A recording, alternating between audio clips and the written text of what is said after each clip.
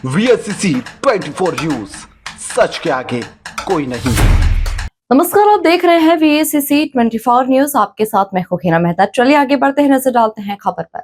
आगरा आज संभ्रांत व्यक्तियों के साथ है। कपिल वाजपेयी पूर्व पार्षद ने जिलाधिकारी आगरा कार्यालय पर जाकर उनसे भेंट की और उन्हें आगरा की बड़ी महत्वपूर्ण कीमती निष्क्रांत संपत्ति को खाली करने का आग्रह किया, जिस पर गृह मंत्रालय के द्वारा पूर्व में आदेश हुए हैं कि तत्काल उक्त निष्क्रांत संपत्तियों को खाली कराया जाए।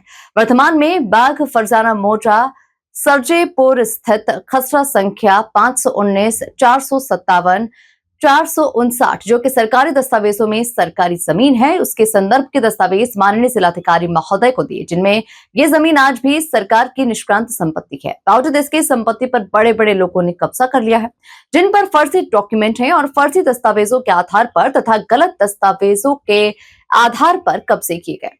इसकी शिकायत करने पर माननीय जिलाधिकारी आगरा मनीष के द्वारा तत्काल जांच टीम के गठन की बात कही गई है। उक्त जमीन को जल्द ही खाली करने का आश्वासन भी दिया गया।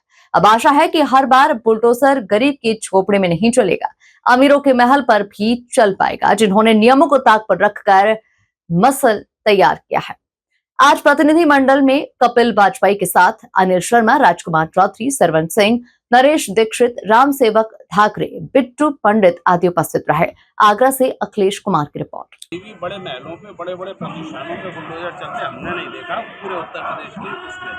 अब मैं सबूत के, मैं नक्शे के, मैं खतौनी के, सरकारी खतौनी के, मैं रजिस्ट्रियों के, फर्जी रजिस्ट्रियाँ और सरकार की अपनी जांच के, मैंने डीएम साहब को ये पूरा पत्र दिया है कि सरकार की ज़मीन है मौजा सरजेपुर, खसरा संख्या 457, 459 और 519। इन 3 जगहों पर सरकार की अपनी जगह है। सरकार की जमीन पर और दुनिया भर के लोगों ने कब्जा कर लिया। बिल्डिंगें बना दी है, प्रतिष्ठान बना दिए और हॉस्पिटल बना दिए और तमाम दुनिया भर के और अन्य काम कर रहे हैं।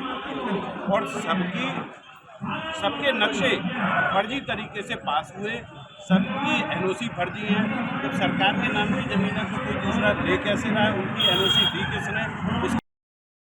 नमस्कार। आज माननीय जिलाधिकारी महोदय से इस आशय से मिले थे कि मौजा सरजेपुर पे जो निष्क्रांत संपत्ति है, अलग अलग खसरे खतौनी सब दिए उन्हें, उससे संबंधित कुछ लोगों की फर्जी रजिस्ट्री तक दी हैं मैंने, कि किस तरीके से 50-50 साल से वहाँ पर रह रहे हैं फर्जी तरीके से, हाई कोर्ट सुप्रीम कोर्ट के ऑर्डर के बावजूद कब्जे कर रखे हैं और अधिकारी उसको नज़रअंदाज कर रहे हैं।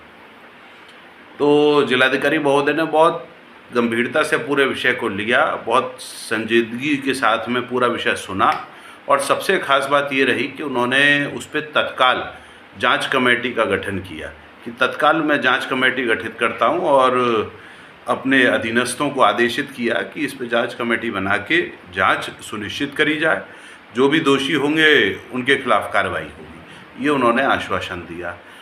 बहुत बड़े बड़े नाम हैं, दिग्गज हैं, कुछ ने हॉस्पिटल बना लिए हैं, कुछ ने वैसे बड़े महल बना लिए हैं। अब अगर इसमें सही ढंग से जांच हो जाती है सरजेपुर पे बाघ फरजाना, तो निश्चित ही हर बार हमने बुलडोजर जो चलते हुए देखा है सरकार का, छोटे छोटे झोपड़ों पे मामूली से गरीब गुर्गों के ऊपर चलता हुआ देखा है।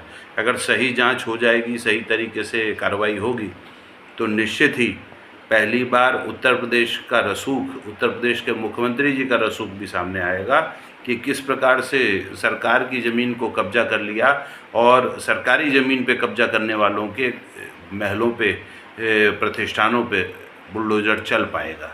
वाकई अगर जिलाधिकारी जी के द्वारा इसी के संबंधित कुछ होर्डिंग्स लगाए हैं, इसी से संबंधित अपनी बात को प्रमुखता के संग चारों तरफ कहा है।